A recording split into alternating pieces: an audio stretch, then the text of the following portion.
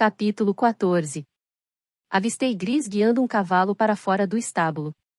Como tanto Caden quanto o comissário ainda estavam de costas para mim, apressei-me para interceptá-lo. Ele me viu chegando e parou, retraindo seu onipresente rosto franzido. "Posso falar com você?" perguntei-lhe. "Em particular." Ele olhou para um dos lados. "Estamos tão sozinhos quanto possível." Eu não tinha tempo para diplomacias. "Você é um espião?" perguntei-lhe, sem meias palavras. Ele deu um passo à frente, com o queixo enfiado no peito. "Não se fala mais nisso", resmungou ele baixinho. Ele voltou os olhos rapidamente para os governadores que estavam por perto, conversando em grupos de 3 ou 4. "Fiz um favor a você, menina. Você salvou minha vida e as vidas dos meus camaradas. Paguei minhas dívidas. Estamos quites agora." "Eu não acredito que isso foi tudo, Gris." Eu vi a expressão no seu rosto. "Você se importava. Não faça disso mais do que realmente foi. Mas eu ainda preciso da sua ajuda." "Acabou-se, princesa." "Consegue entender?" Mas não poderia ser assim. Eu ainda precisava do auxílio dele. "Eu poderia revelar a eles que você fala murriguês fluente", ameacei-o. Eu estava desesperada pela ajuda dele, mesmo que tivesse de chantageá-lo para consegui-la. E, se fizesse isso, estaria condenando minha família inteira à morte.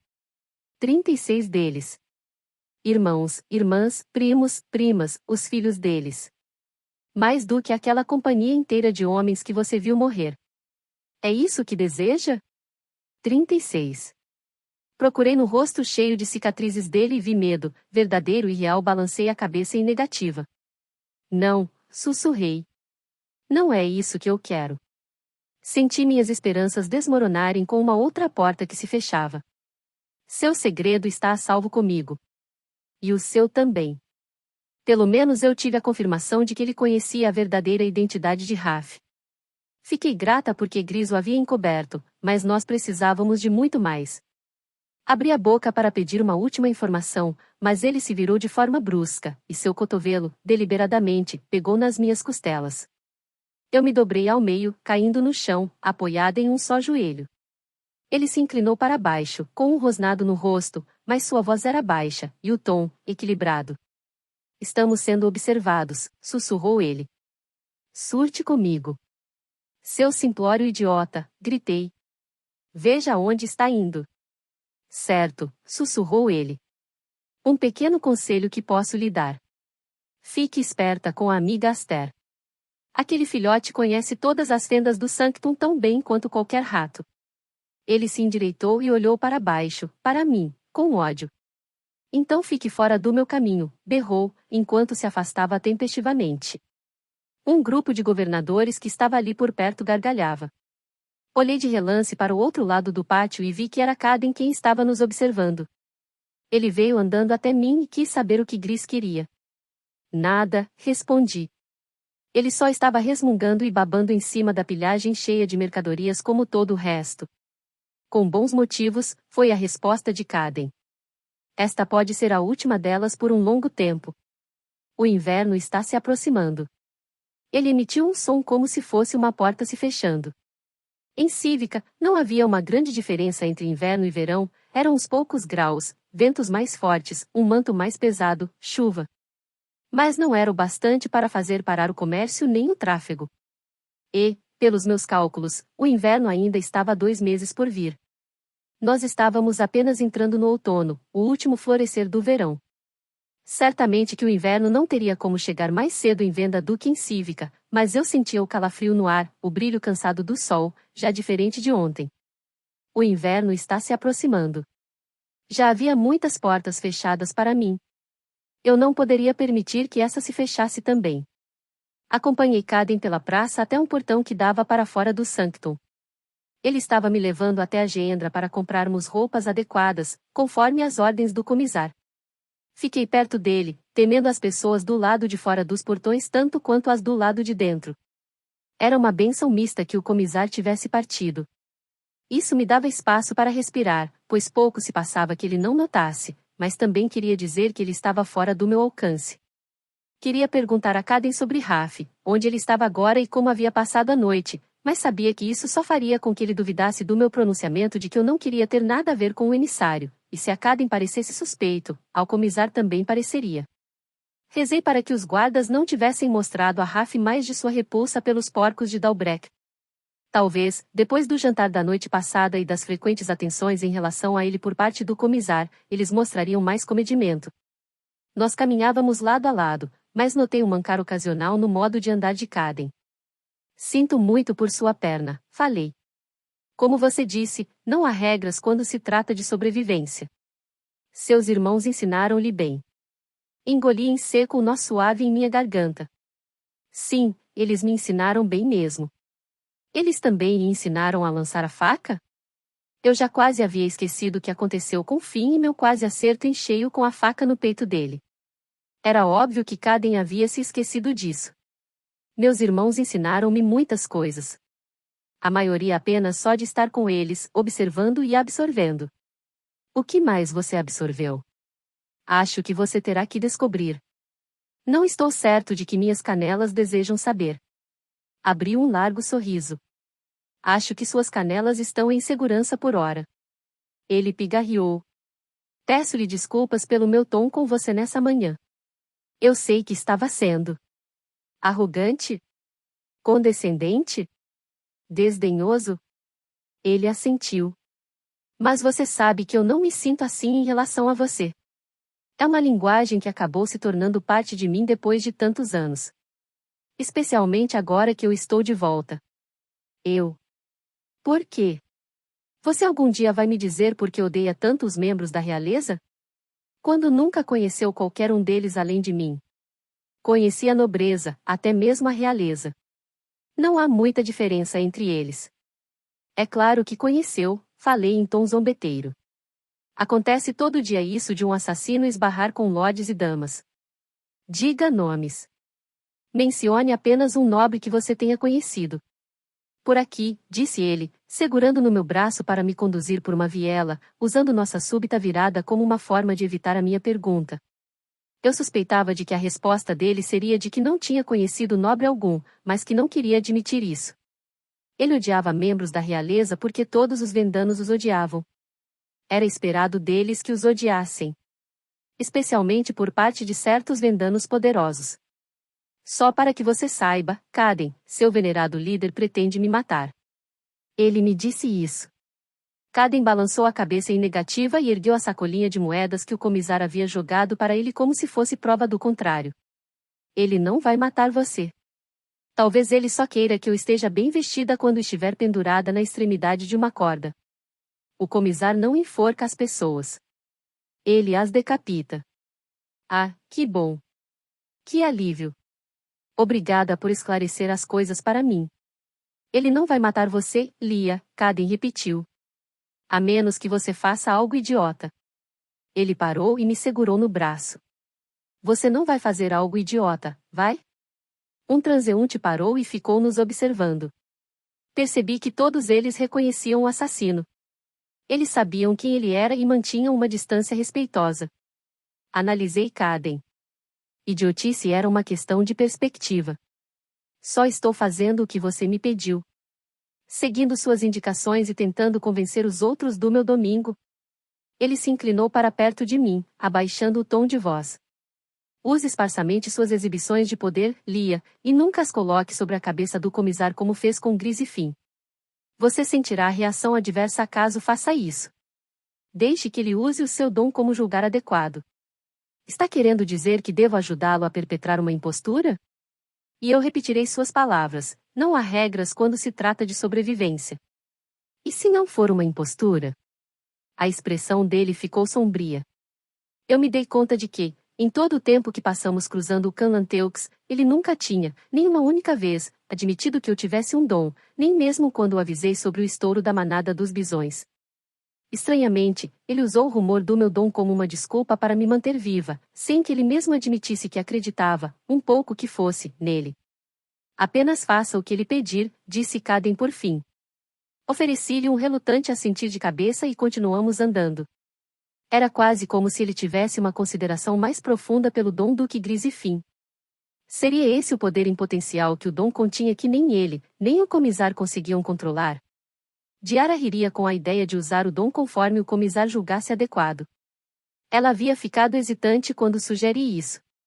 O Dom não pode ser convocado, ele é apenas isso, um dom, um jeito delicado de saber, tão antigo quanto o próprio universo. Um pequeno suspiro escapou dos meus lábios. Delicado. Ah, como eu gostaria que o Dom fosse uma massa pesada e cheia de espetos que eu pudesse empunhar em vez disso. Caden prosseguiu explicando que as ameaças do comisar eram apenas o jeito dele de estabelecer os limites e o poder comigo. Um pouco de respeito da minha parte poderia me levar longe. E essa sacolinha de moedas foi uma propina? Assim como o vinho roubado que ele dá aos governadores? Ele está tentando comprar o meu respeito? Caden olhou de esguelha para mim. O comisar não tem necessidade alguma de comprar o que for. Você já deveria saber disso a essa altura. As roupas que eu estou vestindo estão ótimas. Eu preferiria ficar com a sua camisa e com a sua calça. Eu também preferiria isso, mas meu guarda-roupa não é ilimitado. Além disso, as roupas ficam sobrando em você, e se o comisar quer que você tenha roupas novas, você terá roupas novas. Você não vai querer insultar a generosidade dele. Você me disse que queria entender o meu mundo. A Geendra abrirá seus olhos para mais um pouco dele. Generosidade? Tentei não ficar sufocada, mas Caden tinha uma certa cegueira quando se tratava do comisar. Ou talvez ele simplesmente tivesse a mesma esperança irrealista que Raf tinha em relação ao seu exército de 4 homens, que juntos, contra todas as possibilidades, poderiam consertar tudo o que estava errado no mundo deles. Eu andava com dificuldade ao lado de Caden, engolindo meu ceticismo quanto à generosidade do comisar, porque o entendimento do mundo de Caden, que incluía a Geendra, me ajudaria a sair deste lugar abandonado por Deus. Sondei-o em relação a outras coisas. Ele disse que você seria o mantenedor na ausência dele. O que isso significa? Nada demais. Se uma decisão tiver que ser tomada enquanto ele estiver ausente, tal responsabilidade recai sobre mim. Parece-me um trabalho importante. Geralmente, não. O comisar mantém rédea curta em relação aos assuntos que dizem respeito à venda. No entanto, às vezes, um lorde de algum quadrante não consegue resolver um litígio ou uma patrulha tem que ser enviada a algum lugar. Você pode dar ordens para que uma ponte seja erguida? Apenas se for necessário. E não haverá necessidade disso. A lealdade vendana soava intensa na voz dele. Nós caminhamos em silêncio, e eu absorvia a cidade, cujo zunido enchia meus ouvidos. Era o som de milhares de pessoas pressionadas umas nas outras, perto demais, um ribombo crescente de tarefas que eram mescladas com urgência. Olhos nos observavam de entradas de casas e barracas remendadas. Senti os olhares compenetrados em nossas costas muito tempo depois de termos passado pelas pessoas. Eu tinha certeza de que, de alguma forma, eles sabiam que eu era uma forasteira. Quando a viela se estreitava, os vendanos que seguiam na direção oposta tinham que passar apertados por nós, e os ossos em seus cintos faziam barulho batendo nas paredes de pedra. Pessoas pareciam apinhar-se em cada centímetro desta cidade infinita. As histórias que eles nutriam desenfreadamente não pareciam difíceis de se acreditar. A viela finalmente se abriu e deu para uma rua mais larga que unia com mais gente. As altas estruturas que nos cercavam bloqueavam o sol, e cabanas caindo aos pedaços equilibravam-se de forma precária em seus veios. A cidade era tecida de uma trama e de um urdume que desafiavam a razão. Às vezes, somente uma parede de lona tremendo ao vento definia um espaço onde se vivia. Pessoas moravam onde podiam, espalhando-se por vielas fumacentas e escuras e moldando um espaço para chamar de lar. Crianças seguiam atrás de nós, oferecendo fezes de cavalo para serem usadas em fogueiras, amuletos pendurados em couro ou ratos que se contorciam em seus bolsos. Ratos como animais de estimação? Alguém realmente pagaria por algo assim? No entanto, quando um menininho o descrevera como roliço e corpulento, me dei conta de que eles não estavam sendo vendidos para servirem de animais de estimação. Andamos durante pelo menos 1,5 km antes de chegarmos a um grande mercado aberto. Era a Geendra. Era o mais amplo espaço aberto que eu tinha visto na cidade até agora, tão grande quanto 3 campos de torneio, preenchido apenas por umas poucas estruturas permanentes. O restante era tudo remendado, como uma colorida colcha de retalhos. Algumas das tendas não passavam de um engradado virado para vender a menor das quinquilharias. Sinos, tambores e os fios de uma cítara soavam desafinados no ar, em uma batida dissonante que combinava com a cidade. Passamos por uma tenda com cordeiros pendurados em ganchos, com as moscas sentindo o primeiro gosto deles. Um pouco mais para baixo, rasos potes de argila cheios até o topo de ervas em pó estavam assentados em cobertores, com as mulheres oferecendo uma pitada de graça para nos atraírem para o lado delas. Do outro lado da rua, tendas inclinadas exibiam pilhas de vestimentas, algumas das quais estavam esfarrapadas e rasgadas. Outras tendas tinham tecidos recém-tramados que pareciam rivalizar com aqueles trazidos dos vagões de Previsi. Desde gaiolas de mirradas rolinhas depenadas arrulhando por trilhas sulcadas até currais de porquinhos cor-de-rosa. Vi fileiras atrás de fileiras de mercadorias, desde alimentos, passando por cerâmicas até lojas mais sombrias nas estruturas permanentes que ofereciam prazeres não vistos atrás de cortinas fechadas. Em contraste com esta cidade pintada com fuligem e cansaço, a geendra pululava com cor e vida. Embora ele não dissesse nada, eu sentia que Caden estava me estudando quando parei nas tendas e examinei as mercadorias. Será que ele estava temeroso de que eu fosse usar a palavra bárbaro com o mesmo desgosto que tinha usado quando cruzávamos o Canlanteux? Algumas das coisas oferecidas eram das mais humildes, trapos contorcidos em forma de bonecas ou entranhas de animais cheias de gordura. Eu estava tentada a gastar as moedas do comissário em todos os tipos de coisas que não fossem roupas, e era difícil me afastar quando rostos mais próximos estavam cheios de esperança de que eu fosse comprar as mercadorias deles. Passei por uma tenda de talismãs. Pedras azuis achatadas com estrelas brancas incrustadas nelas pareciam estar em alta, às vezes com um quê de pedra vermelha sangrando no centro, e eu me perguntava se isso se remetia à história do anjo Aster. Lembrei-me do que Caden havia dito, que algo que não faltava em venda eram pedras e metais. Pelo menos não parecia que alguns vendanos tinham memória curta também. Seus relatos de história poderiam não ser precisos, mas ao menos eles os tinham, e alguns, como esses artesãos, veneravam-nos o suficiente a ponto de fazerem joias no formato de lembranças sagradas. Isso era uma coisa que eu não tinha ouvido esta manhã em venda, o canto de memórias sagradas que sempre nos saudava por toda a Morriga.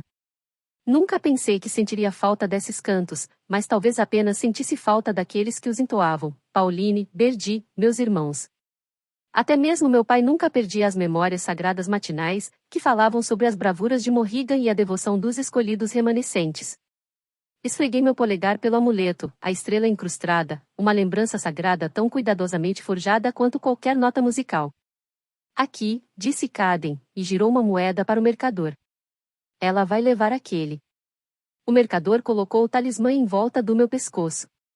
Eu sabia que você escolheria esse, sussurrou ele ao meu ouvido. Ele deu um passo para trás, com um olhar contemplativo e fixo em mim. Os modos do homem me deixavam irritada, mas talvez fosse essa a forma de os mercadores vendanos serem informais. Use-o em boa saúde, disse ele. Farei isso. Obrigada. Nós continuamos a descer pela trilha, com Caden guiando-me pelo caminho, até que chegamos a diversas tendas enfileiradas com roupas e tecidos pendurados em pilares. Uma dessas tendas aqui deve ter alguma coisa para você, falou. Vou esperar aqui. Ele se sentou na beirada de um carrinho vazio e cruzou os braços, assentindo em direção às barracas. Passei por elas com indiferença, não sabendo ao certo em qual entrar, especialmente visto que eu não tinha interesse algum em encontrar algo adequado para vestir. Fiquei analisando as coisas de longe, não me comprometendo a entrar em qualquer uma das tendas, mas então ouvi uma vozinha. Senhorita. Senhorita. Da escuridão de uma das barracas, a mão de alguém foi estendida e agarrou a minha, puxando-me para dentro. Suguei o ar, alarmada, mas vi que era Aster. Perguntei-lhe o que estava fazendo ali, e ela me disse que aquela era a loja de seu papai. Não é bem a loja dele propriamente dita, mas ele trabalha aqui às vezes. Erguendo coisas pesadas demais para Efiera. Mas não hoje, porque ele está doente, mas Efiera não acha lá grande coisa alguém do meu tamanho. Aster fechou a boca com a mão. Sinto muito, senhorita. Lá ia eu de novo. Não importa porque eu estou aqui. Por que você está aqui? Porque fui puxada para dentro da sua tenda, eu queria dizer para provocá-la, mas sabia que Aster ficaria constrangida e não queria acrescentar nada à sua insegurança. O comissário disse que preciso de roupas adequadas. Os olhos dela ficaram arregalados, como se o próprio comissário estivesse ali. No mesmo instante, uma mulher acocorada apressou-se a correr até o meio da tenda, saindo de trás de uma cortina esticada nos fundos do local. Você veio ao lugar certo, então.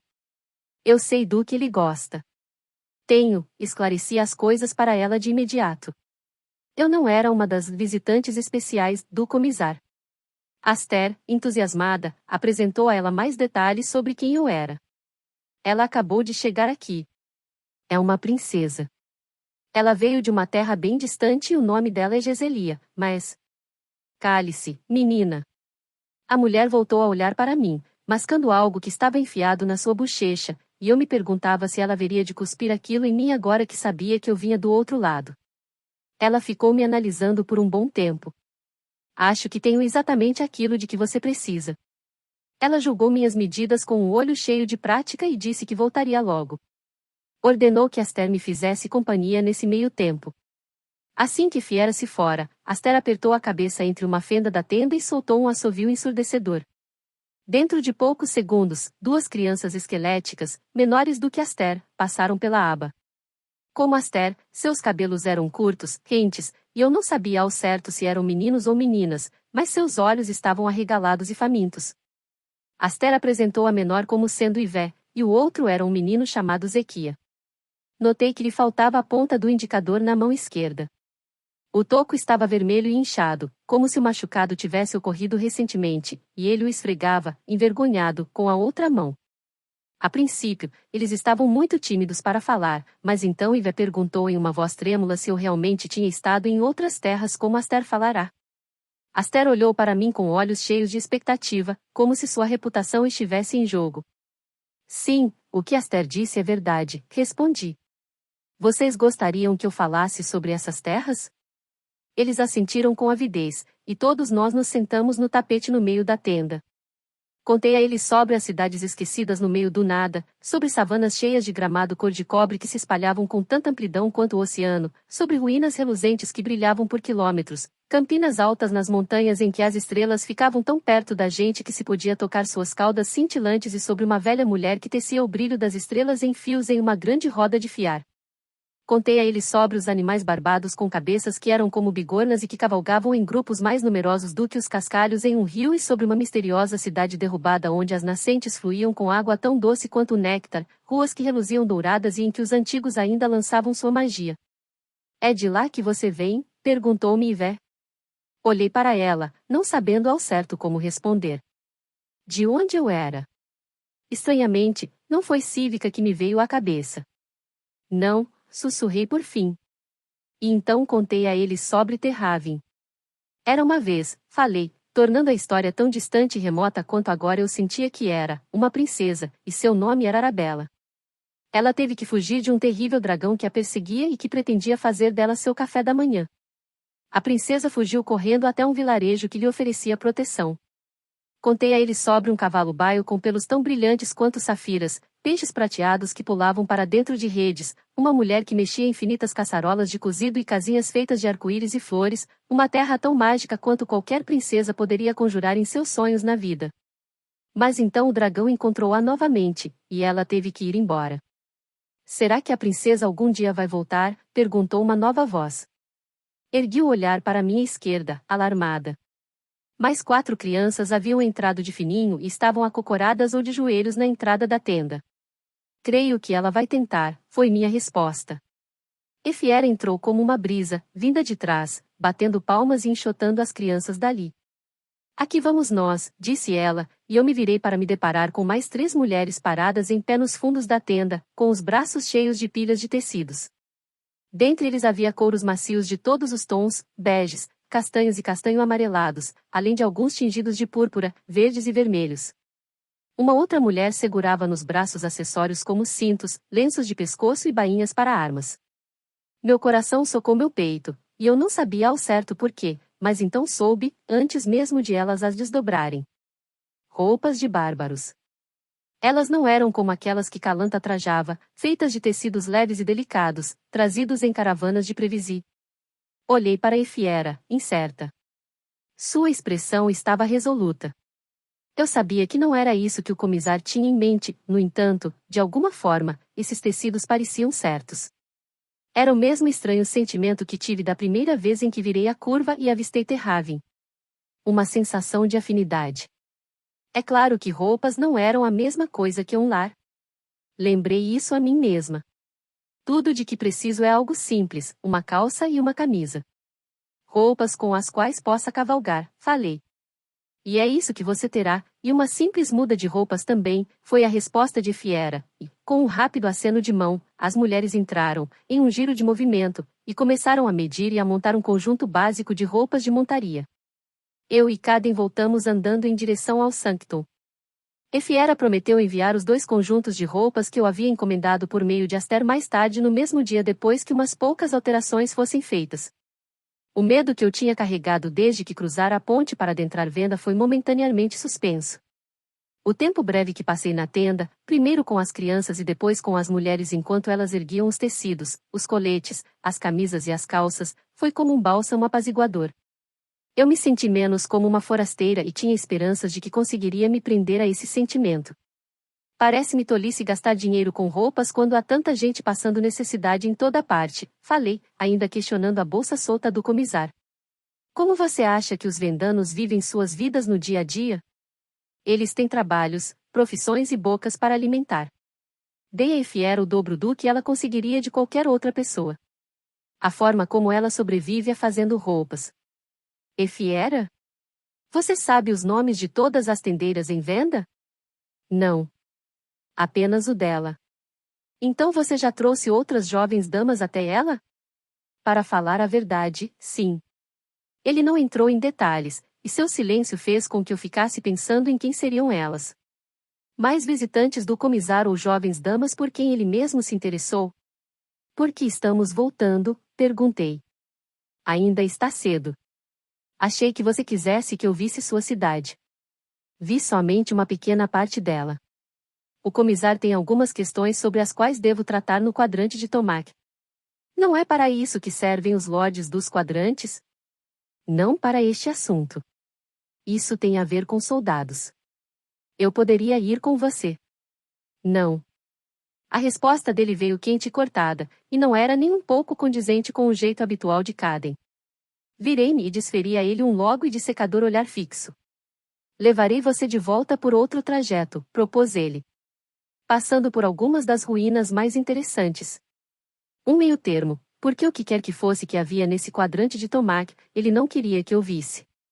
Mais uma vez, fizemos nossa jornada descendo vielas estreitas, ruazinhas e alguns caminhos que pareciam um pouco mais do que trilhas de coelhos, pulando por cima de pequenas ravinas lavadas pela chuva, e deslizando por gramado morto bastante pisado. Chegamos, por fim, a uma larga e bem viajada rua, e Caden me levou até um grande caldeirão que borbulhava em cima de um fogaréu. Havia bancos de madeira grosseiros espalhados em um círculo em volta do fogo, e um velho homem ofereceu-nos canecas do cozido por um preço modesto. É Tanis, disse Caden. Um chá feito de uma erva. Ele comprou uma caneca para cada um de nós, e nos sentamos em um dos bancos. Tanis é uma outra coisa que Venda tem em abundância, explicou-me. Cresce quase em toda parte. Em camadas de pedras no fundo do mar, em fendas nos campos mais rochosos. Às vezes, os fazendeiros amaldiçoam. Uma vez que a Tanis toma conta de um lugar, fica difícil impedi-la de espalhar-se. Tanis é uma sobrevivente, como um vendano. Ele me disse que suas folhas eram púrpuras, crescendo brilhantes acima das neves do inverno. No entanto, no fim do outono, por uns poucos dias antes da semeadura, ela mudava de cor, assumindo um tom dourado. Era então que ela se tornava doce, mas também venenosa. Um gole da Tanis dourada será seu último. Fiquei feliz ao ouvir que a nossa Tanis era de um estranho preparado arroxeado e não dourado. Sorvi um gole e cuspi. Tinha gosto de terra. Terra amarga, horrível, mofada. Caden deu risada. É um paladar que se adquire, mas é uma tradição em Venda, como os ossos que usamos nos cintos. Disse que a Tanis foi tudo que manteve Lady Venda e os clãs iniciais que ficaram aqui vivos naqueles primeiros invernos. Para falar a verdade, é bem provável que isso tenha sido tudo que me manteve vivo durante mais do que um inverno. Quando outros suprimentos se acabam, sempre temos a Tanis. Encarei com coragem um outro gole e forcei-o a descer, e então, de imediato, tentei trazer saliva para minha boca de modo a limpar o gosto. Eu tinha certeza de que esse seria um paladar que eu não haveria de adquirir, nem mesmo no mais frio dos invernos. Ergui o olhar de relance, e o velho que mexia no caldeirão entoava um cântico para quem estava de passagem. Tanis para o coração, tanis para a mente, tanis para a alma, tanis, vida longa aos filhos de Venda. Ele repetiu isso várias vezes, uma canção contínua, sem começo nem fim. Acima do vapor do caldeirão, avistei alguém parado, em pé, em uma cordilheira rochosa, observando-me. Uma mulher. Sua silhueta parecia ondular em meio ao vapor, brumosa, que se esvaecia, e então ela desapareceu. Ela simplesmente se foi. Pesquei e olhei para baixo, para meu copo vaporoso de chá. O que é que tem nisso? Perguntei a Caden. Ele sorriu. Apenas uma erva inofensiva, juro. Caden chamou o velho e perguntou se ele tinha algum creme para adoçar a minha bebida. O homem rapidamente fez esse favor, pois, embora tivesse quase dado a Tanis de graça, o creme, o mel ou bebidas alcoólicas vinham a um custo mais alto.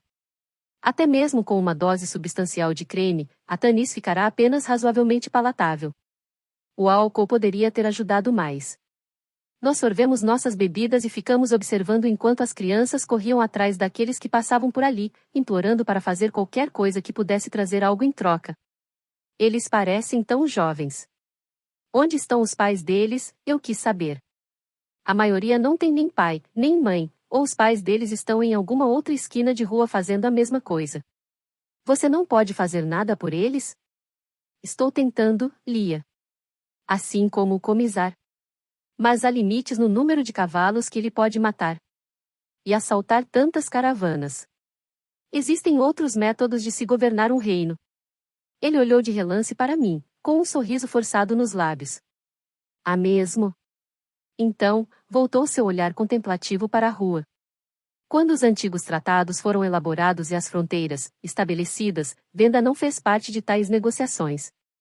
As terras férteis de Venda sempre foram poucas, e a cada ano cada vez mais campos foram se tornando inaproveitáveis.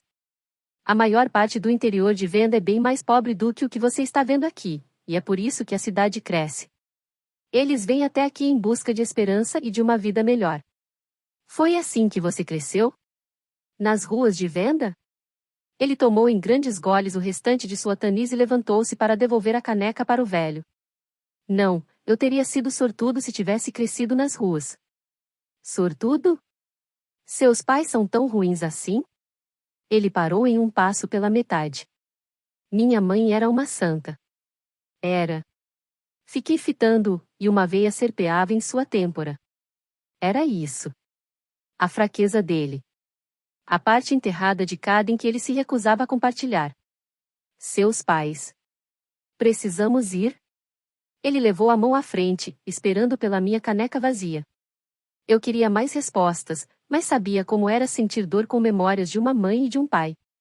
Minha própria mãe tinha me enganado, tentando frustrar meu dom, e meu pai. Senti minha barriga apertar-se. Era apenas um pequeno papel na praça do vilarejo. Walter havia me dito isso como se pudesse me confortar, mas a nota ainda era um chamado pela minha prisão e pelo meu retorno por traição, postada pelo meu pai. Alguns limites nunca deveriam ser cruzados, e ele provou isso quando enforcou o próprio sobrinho.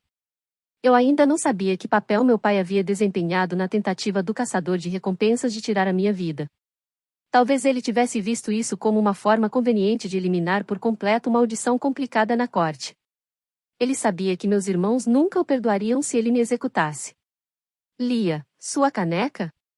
Varri aquela recordação, entregando a caneca a Caden, e continuamos seguindo nosso caminho. Aqui, tal como na savana, ruínas e restauração estavam lado a lado e, às vezes, era impossível discernir uma da outra. Um domo gigantesco que uma vez fora provavelmente o topo de um grande templo estava afundado em escombros, e apenas um reluzir de pedra entalhada surgia em meio à terra para revelar que havia mais ali do que um montinho na paisagem. Ao lado dele, havia pedra empilhada em cima de pedra, criando um curral para um bode. Caden me disse que animais eram cuidadosamente guardados aqui. Eles tendiam a desaparecer. Nós seguimos por um longo caminho até que Caden, por fim, parou em uma ruína modesta, repousando sua mão em uma árvore que engolfava uma parede, como se fossem dedos nodosos. Esta costumava ser a torre mais alta do que qualquer outra em venda. Como alguém saberia disso? Olhei para as muralhas parciais que formavam um enorme quadrado. Árvores cresciam em cima dos destroços remanescentes como sentinelas contorcidos. Nenhum dos restos reais da torre tinha mais do que uns 4 metros de altura, e uma das paredes quase se fora por completo. Parecia uma noção irreal supor que houve uma época em que ela era a torre mais alta de toda a cidade. Parece ter sido somente uma das paredes de uma mansão, falei. Não era, disse Caden, com firmeza. Ela se erguia a quase 200 metros de altura. 200 metros? Grunhi em descrença. Foram encontrados documentos que comprovam isso. O melhor que eles conseguiram decifrar dizia que se tratava de um monumento a um de seus líderes. Eu realmente não sabia muita coisa sobre a história dos antigos antes da devastação. Pouco estava registrado nos textos sagrados de Morrigan. A maioria apenas falava sobre o que acontecerá depois. Nós tínhamos conhecimento apenas dos falecimentos deles, e os eruditos haviam coletado as poucas relíquias que sobreviveram aos séculos. Documentos em papel eram raros. Papel era a primeira coisa a se desfazer, e, segundo os textos sagrados, quando os antigos estavam tentando sobreviver, foi a primeira coisa que usaram como combustível. A sobrevivência vinha antes das palavras. Antigos documentos que tinham sido interpretados eram ainda mais raros. Os eruditos de Morrigan tinham anos de instrução em tais coisas. Os vendanos mal pareciam ser incapazes de manter seu próprio povo alimentado, não se importando nem mesmo em educá-lo em outras línguas. Como eles realizariam uma tarefa tão imensa? Olhei para trás, para o monumento que havia, supostamente, alcançado os céus, agora quase que por completo irreconhecível como algo feito pelo homem. Ervas daninhas estrangulavam toda a sua superfície. Um monumento para um líder? Quem os antigos haviam desejado imortalizar? Quem quer que fosse, o anjo Aster, por ordem dos deuses, havia tirado isso da memória. Pensei nos antigos textos que eu havia roubado do erudito real, ainda no meu alforge, que provavelmente estariam à venda na Geendra a essa altura. Era bem provável que eu nunca mais visse os preciosos textos sagrados novamente, e eu tinha tido tempo de traduzir apenas uma única passagem dos últimos testemunhos de Galadriel. Será que o restante das palavras dela ficaria perdido para mim agora?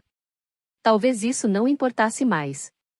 Todavia, enquanto mantinha meu olhar contemplativo voltado para o monumento, as poucas palavras que eu havia traduzido ressoavam tão claras como se Galadriel as sussurrasse para mim: as coisas que duram. As coisas que permanecem. Esse grande monumento não era uma dessas coisas. Temos um outro desses descendo por este caminho e depois voltaremos, disse-me Caden. Olhei para onde ele apontara. Grandes lajes de pedra branca ao longe. Quando chegamos perto delas, ele disse que túneis debaixo da cidade haviam revelado que as ruínas estavam em sua maioria enterradas. Apenas a porção superior estava exposta. Estas ruínas não eram de uma torre, mas sim de um tipo diferente de templo. Em seu centro havia uma imensa cabeça esculpida e partes dos ombros de um homem. A face não era o rosto perfeito de um deus, nem de um soldado idealizado. Sua proporção era estranha, a testa, muito larga, o nariz, grande demais, maçãs do rosto protuberantes que faziam com que ele parecesse morto de fome. Talvez fosse por esse motivo que eu não conseguia desviar o olhar. O rosto era como um tributo a um povo que ele nunca haveria de conhecer, alguém de uma outra era esculpido com a mesma fome e com o mesmo desejo daqueles que viviam aqui agora.